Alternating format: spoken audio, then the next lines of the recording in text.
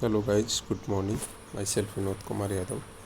I welcome all of you in my online classes of medical surgical nursing. Medical surgical nursing के अंदर disaster nursing आज अपन discuss करेंगे। Disaster nursing, तो disaster का आपने सबने नाम सुना होगा। What is disaster means? Disaster का मतलब होता है कोई भी ऐसी कंडीशन जिसमें बहुत सारे लोग अफेक्टेड हो रहे हैं, कि जान का मीन्स डेथ्स हो रही हैं, या फिर इकोनॉमिक लॉस हो रहा है, या मनी लॉस हो रहा है। तो वो सब कंडीशन जिनमें अफेक्ट हो रहे हैं पीपल्स, नॉर्मल ह्यूमन बींग्स की जो डेली लाइफ है, उसमें कोई सडन ऐसा चेंज आया जिसकी वजह से उनको बहुत सारा हार्म हो रहा है, तो उस कंडीशन को अपन डिजास्टर में इंक्लूड करेंगे। बट एक चीज़ हमेशा ध्यान रखेंगे, disaster is not a small thing, it's a big thing. ये मतलब अगर लार्ज स्केल पे होगा तो ही अपन उसको डिजास्टर में इंक्लूड किया जाएगा। ऐसे छोटे मोटे, जैसे किसी फैमिली में 2 डेथ हो गई, या फैमिली में किसी का घर गिर गया, या एक गांव में 5-7 डेथ हो गई, या कोई एक्सीडेंट हो गया छोटा मोटा, तो उसको अपन इसमें इंक्लूड नहीं करेंगे। इसमें एक्सीडेंट भी इंक्लूड होंगे, लेकिन वो बड़े एक्सीडेंट, जैसे मान लो कोई प्लेन क्रैश हो गया जिसमें 300-400 पीपल्स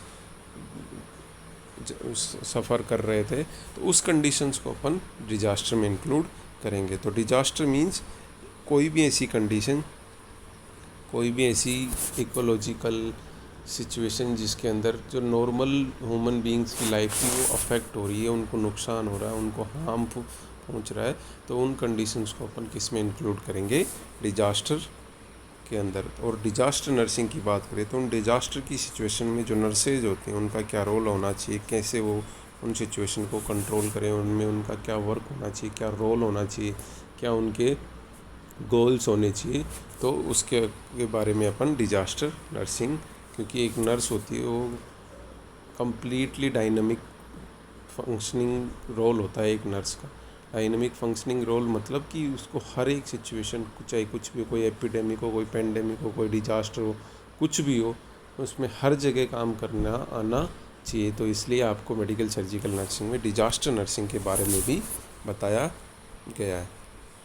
तो आज के अपने इस डिजास्टर नर्सिंग के जो ऑब्जेक्टिव्स होंगे, first of all introduction and definition of disaster, what is disaster nursing, principles of disaster nursing, goals क्या होंगे डिजास्टर नर्सिंग के, टाइप्स क्या क्या हैं डिजास्टर के, इम्पैक्ट क्या होता है डिजास्टर्स का हेल्थ पे, उसका मैनेजमेंट कैसे होता है, फेजेज क्या क्या होती है मैनेजमेंट की, डिजास्टर की साइकिल क्या होती है, ट्राईएज क्या होता है, नर्सेज के रोल क्या होते हैं, और कौन से गवर्नमेंट ऑर्गेनाइजेशन या प्राइवेट ऑर्गेनाइजेशन है जो एक डिजास्टर के अंदर इन्वॉल्व होते हैं, डिजास्टर के मैनेजमेंट में हेल्प करते हैं। ये सब चीज़ें आज अपन डिजास्टर के अंदर देखेंगे। सबसे पहले बात करते हैं अपन व्हाट इज डिजास्टर, क्या होता है डिजास्टर। तो डिजास्टर एक सडन कैटास्ट्रोफिक इवेंट, सडन होता है, ये हमेशा ध्यान रखना, ऐसा नहीं होता। मे भी इसको प्रिडिक्ट किया जा सकता है, पर हर बार या हर तरह के डिजास्टर को प्रिडिक्ट नहीं कर सकते। जैसे मान लो भूकंप है, भूकंप को आजकल वो एडवांस टेक्नोलॉजी से प्रिडिक्ट कर सकते हैं, पहले इसके बारे में पता लगा सकते हैं कि हाँ भूकंप आने वाला है। तो बट कई सारी ऐसी कंडीशंस हैं, जैसे प्लेन क्रैश है, या कोई फ्लड आने वाली है, या सुनामीज़ हैं, तो इन कंडीशंस को अपन पहले से प्रिडिक्ट नहीं कर सकते। तो ये एक सडन कैटास्ट्रोफिक मतलब कोई भी ऐसा सडन इवेंट जो इम्पेयर्ड कर रहा है, या जिसकी वजह से बहुत सारे पीपल्स की लाइफ अफेक्ट हो रही है, तो उसको बोला जाता है कैटास्ट्रोफिक इवेंट। तो सडन कैटास्ट्रोफिक इवेंट जो कि डिसरप्ट करता है पैटर्न ऑफ लाइफ, जो नॉर्मल पैटर्न ऑफ लाइफ है ह्यूमन बींग्स का, उसको डिस्टर्ब कर रहा है, डिसरप्ट कर रहा है, जिसकी वजह से possible loss of life and property हो रहा है, और साथ में मल्टीपल इंजरीज भी हो रही हैं। उस कंडीशन को या उस सिचुएशन को अपन क्या बोलेंगे? डिजास्टर। तो disaster is a sudden catastrophic events that disrupt pattern of life and cause possible loss of life and property with addition of multiple injuries, that is disaster. Next इसकी जो कुछ डेफिनेशन हैं, जैसे according to American Red Cross society ने इसकी definition दी है कि एनी अक्रेंस आइदर नेचुरल और मैन मेड। डिजास्टर 2 तरह के हो सकते हैं, एक तो नेचुरल और एक मैन मेड। मैन मेड मतलब जो इंसान जिनको बनाता है या जिनको कोच करता है या जिनका कोच खुद इंसान होता है, जैसे कोई टेररिस्ट अटैक हो गया, वॉर हो गई, या इसके अलावा कोई केमिकल फैक्ट्री में, प्लांट में किसी की लापरवाही की वजह से कोई गैस लीक होना, ये सब क्या होती है, मैन मेड। और नेचुरल जिनमें आदमी का कोई हाथ नहीं होता है, कम्प्लीटली नेचुरल, जैसे earthquake, flood, tsunami, hello storm, tornadoes, volcanoes, ये सब क्या होते हैं, नेचुरल होते हैं।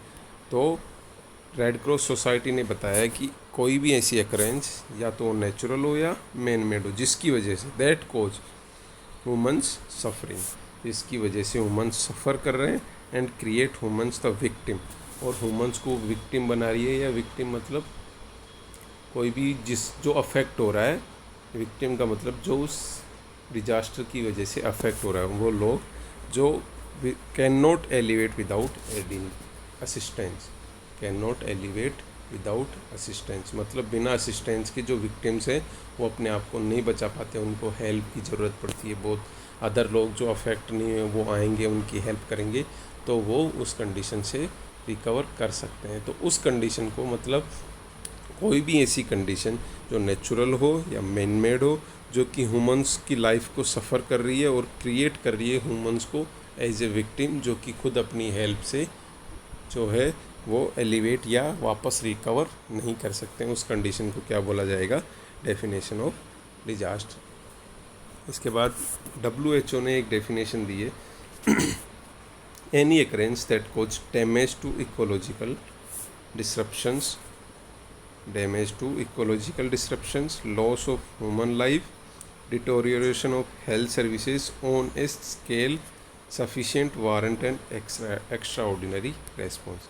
मतलब कोई भी ऐसी कंडीशन या कोई भी ऐसी सिचुएशन जो अकर हो रही है जिसकी वजह से एक तो इकोलॉजिकल डिसरप्शंस हो रहे हैं। इकोलॉजी मतलब जो अपना एनवायरनमेंट है, जो अपनी चारों तरफ इकोलॉजी है, जिसको कि अपन बोलते हैं वातावरण, तो इस इकोलॉजी में कोई ना कोई डिसरप्शन आ रहा है, यानी कोई ना कोई सडन चेंज आ रहा है, साथ में उसके लॉस ऑफ ह्यूमन लाइफ हो रहा है, कि ह्यूमंस की लाइफ का लॉस हो रहा है या अल्ट्रेशन आ रहा है, या उनमें कोई अफेक्ट हो रहे हैं लोग, साथ में डिटोरिएशन ऑफ हेल्थ सर्विसेज, जो हेल्थ सर्विसेज है वो भी अफेक्ट हो रही है ऑन ए स्केल, मतलब कि छोटा मोटा स्केल नहीं, बहुत ज़्यादा स्केल पे, मतलब बहुत ज़्यादा big events, sufficient warranted extra ordinary response, मतलब इतना स्केल कि जिसके लिए अपने को कोई एक्स्ट्रा ऑर्डिनरी रेस्पॉन्स की नीड पड़ेगी, इतना अफेक्ट कर रहा है कि उसके लिए अपने को बहुत ज़्यादा लोगों की या बहुत ज़्यादा रिसोर्सेज की ज़रूरत पड़ सकती है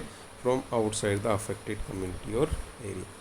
कहाँ से, बाहर से वो असिस्टेंट आएगा, जो अफेक्टेड एरिया या कम्युनिटी है उसमें से नहीं, क्योंकि वहाँ तो लोग अफेक्ट हो रहे हैं। जैसे मान लो कोई भूकंप आया या अर्थक्वेक आया, तो जो मान लो किसी शाहपुरा जैसे ये है, तो शाहपुरा में अर्थक्वेक आया, तो शाहपुरा में आपको भी रिसोर्सेज मिल जाएंगे कि उसको कोप अप करने के लिए या लोगों को बचाने के लिए, क्योंकि वहाँ तो पहले ही डिस्ट्रप्शन हो चुका है या डिस्ट्रक्शन हो चुका है, तो वहाँ की रिसोर्सेज से आपको काम नहीं चलेगा। बाहर से आपको वो हेल्प या जो एक्स्ट्रा ऑर्डिनरी रेस्पॉन्स में जो भी हेल्प मिलेगी वो आपको outside the community and area, जो अफेक्टेड कम्युनिटी और एरिया, वहाँ से आपको लेनी पड़ेगी। मतलब कोई भी ऐसी अकरेंस जिसकी वजह से इकोलॉजिकल डिस्ट्रप्शंस हो, लॉस ऑफ ह्यूमन लाइफ हो, जो हेल्थ सर्विसेज हैं वो डिस्ट्रप्शन हो या डिटोरिएशन हो, और साथ में उसको कवर अप करने के लिए आपको एक extra ordinary response from the outside the community और एरिया आपको नीड पड़े, उस कंडीशन को अपन किस में इंक्लूड करेंगे,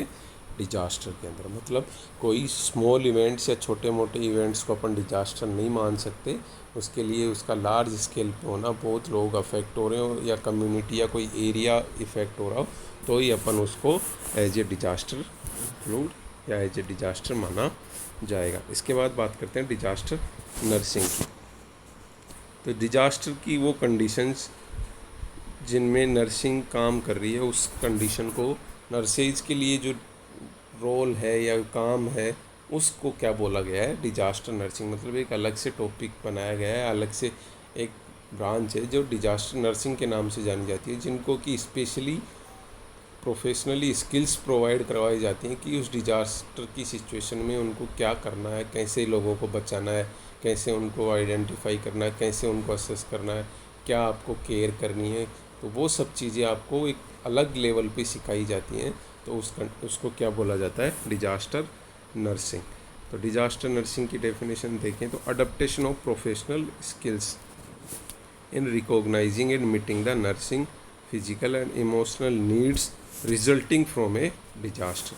डिजास्टर की वजह से जो नीड्स हो रही हैं, जैसे कोई नर्सिंग की नीड हो या फिजिकल नीड हो या इमोशनल नीड हो, उनको पूरा करने के लिए एक प्रोफेशनल स्किल्स आपको अगर दी जा रही हैं तो वो क्या है, या आप गेन कर रहे हैं, अडेप्ट कर रहे हैं, तो उसको क्या बोला जाएगा, disaster nursing. And to achieve the best possible level of health for the peoples and the community involved in the disaster and to achieve best level of health for the peoples। अब nursing का या nursing या medical field का सबसे पहला काम तो ये है कि आपको best possible level of health आपको प्रोवाइड करवाना है और साथ में आपको इमोशनल, फिजिकल और नर्सिंग नीड्स जो भी हैं उनको फुलफ़िल करना है। तो ऐसी प्रोफेशनल स्किल्स आप अडेप्ट कर रहे हैं जिसके द्वारा आप नर्सिंग, फिजिकल और इमोशनल नीड्स को फुलफ़िल कर सके पीपल्स की। तो फ्रॉम ए डिजास्टर से अफेक्ट होने वाले लोगों की फिजिकल, इमोशनल और नर्सिंग नीड्स को फुलफ़िल करने के लिए आपने अगर कोई प्रोफेशनल स्किल्स अडेप्ट किए हैं तो वो नर्सेज कौन सी नर्सेज होंगी, डिजास्टर नर्सेज। और वो जो नर्सिंग कर रही हैं उसको क्या बोला जाएगा, डिजास्टर नर्सिंग। इसके बाद अपन देखते हैं टाइप डिजास्टर कितने तरह के होते हैं या डिजास्टर होते क्या, कैसे होते हैं। तो मेनली मैंने बताया दो तरह के होते हैं, natural and man made. Natural मतलब जो नेचर के द्वारा ही हो रहे हैं, जिनमें ह्यूमंस का कोई रोल नहीं है। और सेकंड मैन मेड, जो खुद इंसान जानबूझ के करता है, दैट इज़ मैन मेड। तो नेचुरल डिजास्टर की बात करें तो नेचुरल डिजास्टर मेनली 5 टाइप्स होते हैं, जिनमें फर्स्ट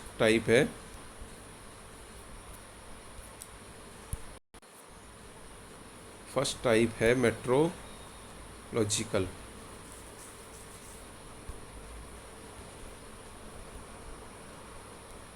पहला टाइप है इसका, जिसके अंदर आते हैं जैसे हरिकेन्स है, वोल्केनोज हैं, तो ये सब इंक्लूड किए जाते हैं किसमें,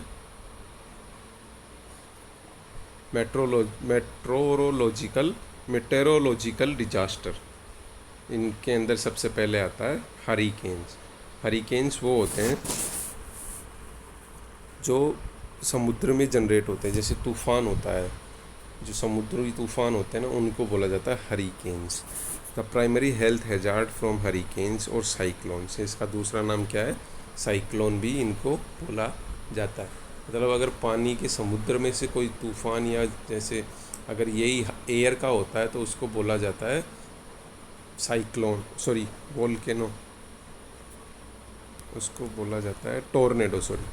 अगर एयर का तूफ़ान बनता है, हवा का तूफ़ान बनता है तो टोर्नेडो, और अगर पानी के अंदर से ऐसा कोई तूफ़ान जनरेट हो रहा है तो उसका बोला जाता है हरिकेन्स या cyclones. The primary health hazard from hurricanes and cyclones lies in the risk of drowning from the storm surge associated with the landfall of the storm. मतलब वो स्ट्रॉम जब आएगा ज़मीन पे लोगों को कितना अफेक्ट करेगा, उसके जो प्राइमरी हेल्थ हैजार्ड है वो उस पर बेस करेगा कि वो कितना अफेक्ट करा। कई हरिकेन्स या साइक्लोन्स ऐसे होते हैं जो समुद्र में ही बनते हैं और वहीं पे ख़त्म हो जाते हैं, तो उनकी वजह से ज़्यादा अफेक्ट नहीं होता। लेकिन अगर ये वहाँ से बन के और जैसे जहाँ पे ह्यूमन्स रहते हैं, ह्यूमन बीइंग्स रहते हैं, वहाँ पे आके उनकी लाइफ को, उनकी जो लाइफ का पैटर्न है उनको अफेक्ट कर रहे हैं, तो उसको अपन डिजास्टर में इंक्लूड करेंगे। Most deaths associated with hurricanes are drowning deaths. Secondarily, a hazards exists for injuries from flying debris due to the high winds। मतलब जो ज़्यादातर हैजार्ड्स होते हैं इनकी वजह से, अब या तो इसके अंदर कोई डूब जाए या हो जाए तो ह्यूमंस की लाइफ अफेक्ट हो सकती है, या फिर इसकी साथ साथ इस तूफ़ान के साथ कोई डेब्रिस, मतलब फिजिकल कोई ऐसी चीज़ें जो उड़ रही हैं इसके साथ, तो वो टकराएँ, वो गिर जाएँ किसी के ऊपर, तो उनकी वजह से भी इंजरी कोज हो सकती है। Nurses can be instrumental in providing direct emergency case to drowning and head injuries. Drowning मतलब डूब जाना, एंड हेड इंजरीज की जो कंडीशंस हैं उनके लिए आपको इमरजेंसी केयर प्रोवाइड करवानी पड़ सकती है, क्योंकि अदर इंजरीज़ में इतनी ज़्यादा नीड नहीं हो। जैसे किसी का हाथ टूटा है तो वो 1-2 घंटे वेट कर सकता है, उसको इतनी इमरजेंसी नहीं होती। लेकिन किसी को हेड इंजरी है या ड्राउनिंग, डूब गया है कोई, तो उनको ज़्यादा इमरजेंसी केयर की ज़रूरत पड़ती है। तो नर्सेज की फर्स्ट प्रायोरिटी क्या होगी? Providing direct emergency care to drowning and head injuries. Next है टोर्नेडो। अगर वही तूफ़ान हवा का बन रहा है या हवा में यानी लैंड्स पे या एयर के बैलेंस की, एयर के प्रेशर के डिस्टर्बेंस की वजह से ऐसा तूफ़ान बनता है, तो उसको बोला जाता है टोर्नेडो। जैसे वोल्केनो या साइक्लोन किसको बोला गया है? साइक्लोन या हरिकेन्स बोलते हैं जो समुद्री तूफ़ान होते हैं। और टोर्नेडो किसको बोला जाता है? जो धरती पे हवा के तूफ़ान होते हैं, गुबार, जिसको अपन यहाँ नॉर्मल यहाँ अपने जैसे कई बार गर्मियों में वो गोला सा नहीं बन जाता हवा का, तो हवा के प्रेशर चेंजेस की वजह से, प्रेशर वेरिएशंस की वजह से वो टोर्नेडोज़ बनते हैं। तो कई बार ये टोर्नेडोज़ बहुत ज़्यादा भयंकर बन जाते हैं, जिसकी वजह से बहुत सारे लोग अफेक्ट हो जाते हैं, बहुत कम्युनिटी के बहुत से लोगों को अफेक्ट कर देता है। तो उसको ये अपन डिजास्टर में इंक्लूड करते हैं। तो the primary health hazard from A health perspective in A tornado is the risk from injuries from flying debris. जो उड़ती हुई चीज़ें, उनसे अपने को अफेक्ट हो सकते हैं। इसके बाद नेक्स्ट बात करते हैं हेल स्टॉर्म। या हेल स्टॉर्म मतलब are precipitation in the form of ice with the ice not melting before it hits the ground. जैसे ओलावृष्टि जिसको बोला जाता है। हेल स्टॉर्म मतलब ओलावृष्टि, मतलब अगर बहुत ज़्यादा सीवियरली या बहुत बड़े साइज़ के ओले गिर रहे हैं, जिसकी वजह से बहुत सारे फसलें ख़राब हो जाती हैं, या लोगों के घर टूट जाते हैं, गाड़ियाँ टूट जाती हैं, या लोग भी, जिन लोगों की डेथ भी हो सकती है जिसकी वजह से, तो वो भी किस में इंक्लूड किया जाएगा? डिजास्टर के अंदर। अगर बहुत ज़्यादा लेवल पे या बहुत ज़्यादा स्केल पे अगर ये अफेक्ट कर रहा है, तो ऐसे नॉर्मली स्मॉल साइज़ के ओले गिरते हैं जिसकी वजह से ज़्यादा अफेक्ट नहीं होता है, तो उसको अपन डिजास्टर में इंक्लूड नहीं करेंगे। नेक्स्ट इसके बाद है cyclones. Cyclones is a large, cyclones या जो अभी मैंने बताया हरिकेन्स, वो एक ही होते हैं, तो ये उसी के का दूसरा टाइप है साइक्लोन। नेक्स्ट सेकंड है हाइड्रोलॉजिकल डिजास्टर। हाइड्रोलॉजिकल मतलब पानी से रिलेटेड चीज़ें जो कि अफेक्ट कर रही हैं। तो सेकंड जिसके अंदर पहला आता है floods. Floods may originate very quickly. Flood मतलब बाढ़ अगर आ रही है तो उसको कई बार बहुत ज़्यादा बारिश की वजह से बाढ़ आ जाती है जैसे, तो वो भी एक आपदा या डिजास्टर का रूप ले सकती है। उसकी वजह से भी लोगों की जो नॉर्मल लाइफ पैटर्न है वो डिस्टर्ब हो सकता है। तो floods are also the disaster. Floods may originate very quickly following a quick rain storm or they may develop over a short period following an extended period of rain or quick snow melt. मतलब बहुत ज़्यादा बारिश हो जाने की वजह से, या तो लंबे समय तक धीरे धीरे बारिश हो रही है उसकी वजह से, या क्विक थोड़े टाइम तक बहुत ज़्यादा बारिश हो जाए, या फिर स्नो मेल्टिंग मतलब बर्फ़ पिघलने की वजह से भी ऐसा हो सकता है। तो the primary hazard from flooding is drowning, मतलब डूब जाना इसका प्राइमरी हैजार्ड हो सकता है। तो longer term health concerns from flooding is development of disease from contaminated water and lake of hygiene. अब इसका इमीडिएट इफेक्ट तो ये होगा कि लोग डूब जाएंगे, उसके साथ बह जाएंगे और मर सकते हैं। सेकंड इसका सेकेंडरीली जो लेट इफ़ेक्ट्स हैं, जैसे बाढ़ के बाद लोग हाइजीन भी प्रॉपर मेंटेन नहीं रह पाती, गंदा पानी, गंदी चीज़ें, पता नहीं कहाँ से गंदगी आके और लोगों के घरों में भर जाती है, तो हाइजीन भी मेंटेन नहीं रहती और वो पानी कंटामिनेटेड होता है। उसमें कई तरह के बैक्टीरिया, वायरसेस होते हैं जो कि जिनकी वजह से बहुत सारी डिजीज़ेस कोज हो जाती हैं। तो ये भी उसकी वजह से होने वाला एक बहुत बड़ा हैजार्ड हो सकता है फ्लड्स की वजह से। सेकंड चीज़ है लैंडस्लाइड। लैंडस्लाइड दो तरह से हो सकती है, एक तो वेट और एक ड्राई। वेट मतलब अगर पानी के साथ हो रही है तो, और ड्राई मतलब सूखी, जैसे पहाड़ के ऊपर से लैंडस्लाइड हुई तो वेट, और ड्राई पहाड़ी कोई पहाड़ था वो खिसक के नीचे गिर गया तो ड्राई। और वेट मतलब पानी के समुद्र के किनारे कोई वहाँ से लैंड है वो फिसल के समुद्र में चली गई, तो ऐसी कंडीशंस को वेट लैंडस्लाइड बोलते हैं। तो landslide is described an outward or downward slope movement of slope forming materials including rock, soil, artificial or even combination of these things. मतलब कोई भी ऐसी चीज़ जो बाहर की तरफ या नीचे की तरफ स्लोप की शेप में खिसक जाए, तो उस कंडीशन को क्या बोला जाता है? लैंडस्लाइड। ये रॉक मतलब पहाड़ी की भी, मिट्टी की भी, और combination of rock and soil की, दोनों की हो सकती है। इसके बाद बात करें जियोफिजिकल हैजार्ड्स। जियोफिजिकल हैजार्ड्स के अंदर सबसे पहले आता है अर्थक्वेक या भूकंप, जो कि एक सिग्निफिकेंट ग्लोबल कंसर्न है, प्राइमरी हेल्थ कंसर्न। इसकी वजह से जो injuries arriving from structural concerns, structural collapse मतलब पहाड़ अर्थक्वेक की वजह से कैसे इंजरीज हो सकती हैं? किसी का घर गिर गया, कोई नीचे दब गया, तो जो स्ट्रक्चरल कोलैप्स होता है उसकी वजह से इंजरीज हो सकती हैं। Second, most injuries occur amongst individuals trapped at the time of the earthquake. जो अर्थक्वेक के टाइम पे फंस जाते हैं तो उसकी वजह से बहुत ज़्यादा इंजरीज हो सकती हैं।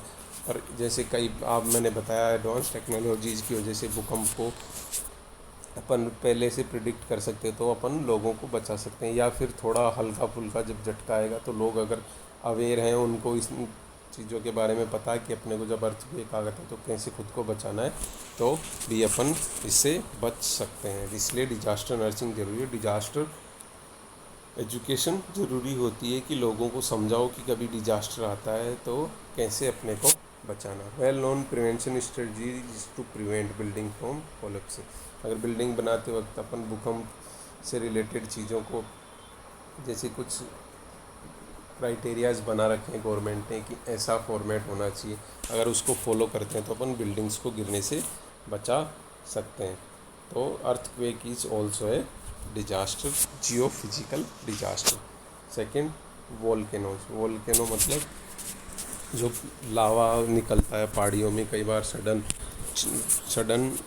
विस्फोट होता है या जिसकी वजह से बहुत सारे धुआं, लावा, जो कि अगर आसपास में लोग रहते हैं तो उनको अफेक्ट कर सकता है। बहुत रेयर होता है but can be catastrophic when they occur. बहुत रेयर होते हैं लेकिन जब होते हैं तो बहुत ज़्यादा इफेक्ट पहुँच कर सकते हैं। और the 25-year period 1972 to 1996 there was an average of 6 eruptions per year. मतलब 6 हर साल बन रहे हैं volcanoes, causing an average of 1017 deaths and 285 injuries. मतलब हर बार 1000 से ज़्यादा लोग मर रहे हैं और 285 के समथिंग इंजरीज हो रही हैं। तो ये एक डिजास्टर में इंक्लूड करने वाली सिचुएशन है। तो इसके लिए अपन पहले से अवेयर रहें। जो नर्सेज हैं उनको पहले से ट्रेन करें कि वोल्केनो की वजह से होने वाले डिजास्टर में आपको क्या क्या चीज़ें ध्यान में रखनी है। तो health outcomes are associated with volcano eruption की वजह से respiratory illness from the inhalation of ash. अब क्या होता है उस वोल्केनो में पहले धुआं निकलता है या मिट्टी, धुआं, टॉक्सिक सब्सटेंसेज ये हवा में घुल जाते हैं, फिर बाद में उससे लावा निकलता है। तो पहले उसकी वजह से जो ऐश है उसके इनहेलेशन की वजह से रेस्पिरेटरी प्रॉब्लम्स हो सकती हैं। और सेकंड, वोल्केनो के कांटेक्ट में, जिस लावा के कांटेक्ट में आने से बाद में लोग और ज़्यादा इंजर्ड हो सकते हैं। तो volcanoes are also the disaster. इसके बाद बात करते हैं tsunami. Tsunami also known as seismic sea waves और as a tidal waves is a series of waves in a water body caused by displacement of a large volume of water generally in an ocean और large lake. किसी large lake में या ocean में जब बहुत ज़्यादा displacement of large volume of water का एक साथ डिस्प्लेसमेंट होता है तो उसकी वजह से क्या होता है, वेव्स बन जाती हैं।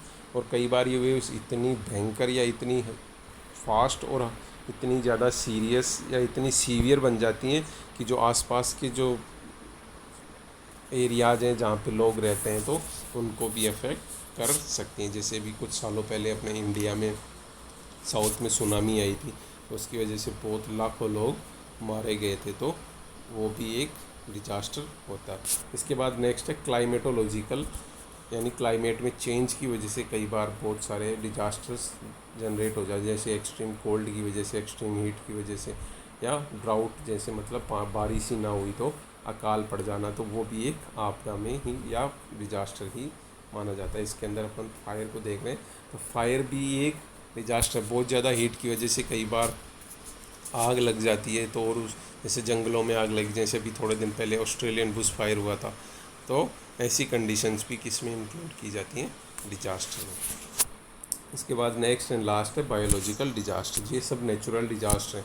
बायोलॉजिकल डिजास्टर मतलब जिसमें बायोलॉजिकल चीज़ें या बायोलॉजिकल अफेक्ट हो रहा है, जैसे फर्स्ट है एपिडेमिक। एपिडेमिक मतलब rapid spread of disease to a large number of peoples in a given population within a short period of time. मतलब बहुत जल्दी कोई बीमारी फैल रही है, जैसे अभी कोरोना चल रहा है, तो कोरोना तो वर्ल्ड वाइड फैल रहा है, इसलिए इसको क्या नाम दिया गया है, इसलिए इसको क्या बोला जाता है, पेंडेमिक सिचुएशन, महामारी।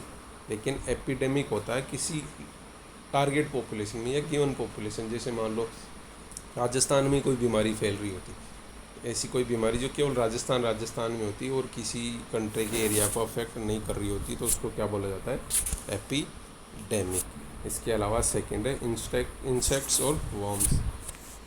कई बार क्या होता है, बहुत सारे इंसेक्ट्स हैं जो कि ह्यूमंस की लाइफ को अफेक्ट कर रहे हैं, जैसे अभी चल रहा है टिड्डी दल जो पाकिस्तान से आया हुआ है, उसको बहुत ज़्यादा अफेक्ट करा है फसलों को, लोगों को, तो वो भी एक डिजास्टर के रूप में हो सकता है। इसके बाद सेकंड आता है मेन मेड थ्रेट या मेन मेड डिजास्टर। इनको एंथ्रोपोजेनिक हजार्ड्स भी बोला जाता है, जो कि ह्यूमन एक्शंस और इनएक्शंस की वजह से हो सकते हैं। इसमें सबसे पहले मैन मेड डिजास्टर में सबसे पहले आता है सिविल डिस्टर्बेंसेस। सिविल डिस्टर्बेंस मतलब लोगों की जो सिविल लाइफ है, नॉर्मल लाइफ है, उसके अंदर कोई डिस्टर्बेंस आ रहा है, जैसे राइट्स मतलब कोई दंगे हो रहे हैं, फसाद हो रहे हैं, तो वो सब किस में आते हैं, सिविल डिस्टर्बेंस के अंदर। तो कोई भी दंगे हो रहे हैं वो भी एक डिजास्टर ही माना जाता है, क्योंकि कई बार दंगे इतने ज़्यादा हो जाते हैं कि उसकी वजह से कई दिनों तक लोगों को घरों से निकलना बंद हो जाता है, कई लोगों की मौत हो जाती है, कई लोगों के घर जला दिए जाते हैं, तो ये भी एक डिजास्टर ही माना जाता है, और ये एक मेन मेड डिजास्टर होता है जो कि इंसान खुद बनाता है। इसके बाद सेकंड है वॉरफेयर या वॉर मतलब युद्ध। अगर युद्ध हो रहा है उसमें भी बहुत सारे लोग अफेक्ट होंगे, बहुत सारी लाइफ्स अफेक्ट होंगी, तो वो भी क्या है, एक मेन मेड डिजास्टर होता है। इसके बाद क्रिमिनलिटी, जो लोग कई बार जो क्रिमिनल्स हैं वो बहुत सारे लोगों की, अब जैसे किसी क्रिमिनल ने एक डेथ या कोई एक मर्डर कर दिया तो उसको अपन डिजास्टर नहीं मानेंगे। लेकिन कई बार क्या होता है, कोई क्रिमिनल जिसने किसी बिल्डिंग में बम लगा दिया, उसकी वजह से 100, 150, 200 लोग मर गए, कहीं आग लगा दी, कहीं किसी कैंप में कुछ ऐसा कर दिया, बहुत सारे लोगों को जहरीला खाना खिला दिया, तो ये सब क्राइम में इंक्लूड होता है, जिसमें बहुत सारे लोगों की लाइफ अगर अफेक्ट हो रही है तो वो इसमें इंक्लूड किया जा सकता है डिजास्टर के अंदर। इसके बाद आता है टेररिज्म तो है ही डिजास्टर। ये कोई सिचुएशन देखते हैं, ना कोई टाइम देखते हैं, कभी भी कहीं पे भी लोगों की लाइफ के साथ गलत कर देते हैं, तो वो टेररिज्म भी एक डिजास्टर माना जाएगा। इसके बाद आता है इंजीनियरिंग हैजार्ड्स। इंजीनियरिंग हैजार्ड्स मतलब hazards occur when structures used to people fail और the material used in their construction prove to be hazards. मतलब कोई बिल्डिंग गिर गई, कोई ब्रिज गिर गया, मतलब इंसान ने जो चीज़ें बनाई हैं उनको अच्छे से नहीं बनाया, उनकी फेलियर की वजह से बहुत से लोगों की लाइफ अफेक्ट हो सकती है, तो वो सब केस में माना जाएगा इंजीनियरिंग हजार्ड, जो कि बहुत एक सीरियस प्रॉब्लम है इंडिया के अंदर। इसके बाद बात करते हैं एक्सीडेंट्स, ट्रांसपोर्टेशन क्लैमिटीज़, मतलब एक्सीडेंट्स की वजह से अगर लोगों की लाइफ, जैसे किसी प्लेन में 500 लोग थे, प्लेन क्रैश हो गया, तो वो भी किस में इंक्लूड किया जाएगा, डिजास्टर के। Last one is hazardous materials, मतलब leak at the chemical plant या फिर ऑर्गेनो हेलोजेंस, जैसे डीडीटी का और बहुत सारे लोगों ने इनहेल कर लिया या खा गए, पी गए, तो उसकी वजह से। इसके अलावा toxic metals, lead, cadmium, mercury, ये हवा में घुल गए कहीं पे लीकेज की वजह से हवा, तो बहुत सारे लोगों की या कम्युनिटी में बहुत अगर किसी एरिया में जैसे शाहपुरा में कैडमियम हवा में आ जाए तो उसकी वजह से बहुत सारे लोगों को रेस्पिरेटरी डिफ़िकल्टी हो सकती है, डेथ हो सकती है लोगों की। तो ये सब किस में आ जाएंगे, हैजार्डस मटेरियल। इसके अलावा रेडियो एक्टिव मटेरियल, जैसे न्यूक्लियर अटैक हो जाए तो वो भी क्या होगा, एक डिजास्टर ही माना जाएगा। अब इसके बाद बात करते हैं, अब डिजास्टर आ गया, डिजास्टर होने के बाद लोगों को क्या करना है, कहाँ ले जाना है। तो डिस्प्लेसमेंट ऑफ डिजास्टर विक्टिम्स को अपन कहाँ ले जा सकते हैं। तो अगर कहीं पे डिजास्टर आता है तो वहाँ पे मास शेल्टर्स बनाए जाते हैं। मतलब शेल्टर मतलब घर बनाए जाते हैं ऐसे जिनमें बहुत सारे लोगों को एक साथ रखा जा सकता है, दूर उस एरिया से जहाँ पे कोई डिजास्टर आया है। तो मास शेल्टर्स में ले जा सकते हैं। और शेल्टर मैनेजमेंट के लिए आपको एक ऑर्गेनाइज टीम या चेन टीम बनानी होगी, जो हर किसी को अपना एरिया पता हो, अपने वर्क एरिया पता हो कि लोगों को कि मुझे ये काम करना, मुझे ये काम करना। टीम आपके पास एक होनी चाहिए, ऑर्गेनाइज टीम।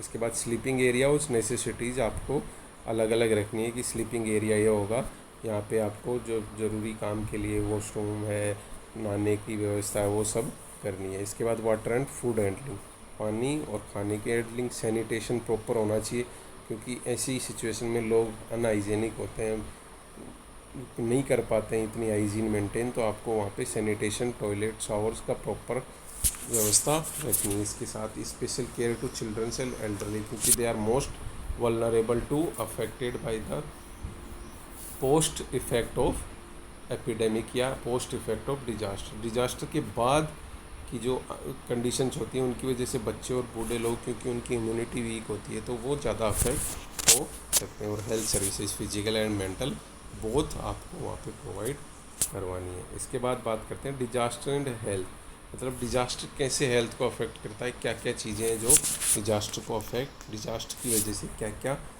इफ़ेक्ट हैं जो हेल्थ पे आ सकते हैं। In a major disaster water treatment plants, storage, pumping facilities, distribution lines could be damage, interrupted और कंटामिनेटेड। मतलब पानी की सप्लाई, सबसे मेन बात, पानी की सप्लाई डिस्टर्ब हो जाएगी, तो उसकी वजह से भी अफेक्ट हो सकता है। इसके अलावा बहुत सारी कम्युनिकेबल डिजीज़ हैं, उनका आउटब्रेक हो सकता है या वो फैल सकती हैं डिजास्टर के बाद, जैसे changes affecting vector population, vectors बढ़ जाते हैं, flooded sewer systems, the destruction of health care infrastructure का डिस्ट्रक्शन हो गया, हेल्थ केयर ही प्रोवाइड नहीं कर पाओगे तो कैसे लोगों को बचाओगे, एंड जो नॉर्मल हेल्थ सर्विसेज हैं वो भी अफेक्ट हो सकती हैं। इसके अलावा इंजरीज फ्रॉम द इवेंट हो सकता है। Environmental exposure after the event, no shelters हैं, एनवायरमेंटल एक्सपोजर है, जैसे बहुत ज़्यादा ठंड है या बहुत ज़्यादा गर्मी है तो उसकी वजह से भी लोग अफेक्ट हो सकते हैं। माल न्यूट्रिशन, लोगों को खाना नहीं मिल रहा तो माल न्यूट्रिशन हो सकता है। और मेंटल हेल्थ डिजास्टर सिंड्रोम, कि लोग डर जाते हैं, घबरा जाते हैं, तो उसकी वजह से उनको मेंटल इश्यूज भी हो सकते हैं। तो ये सब जो है इफ़ेक्ट होंगे डिजास्टर के बाद हेल्थ के ऊपर। अब इसके बाद आता है डिजास्टर मैनेजमेंट। तो डिजास्टर मैनेजमेंट के अंदर अपन कैसे क्या करना है, कैसे लोगों को डिवाइड करना है या कैसे उनको किस बेस पे उनको केयर प्रोवाइड करवानी है, कैसे उनका डिवाइडेशन करना है, उसके लिए अलग अलग सिस्टम्स हैं वो बताए गए हैं, वो अपन अपनी नेक्स्ट क्लास के अंदर देखेंगे।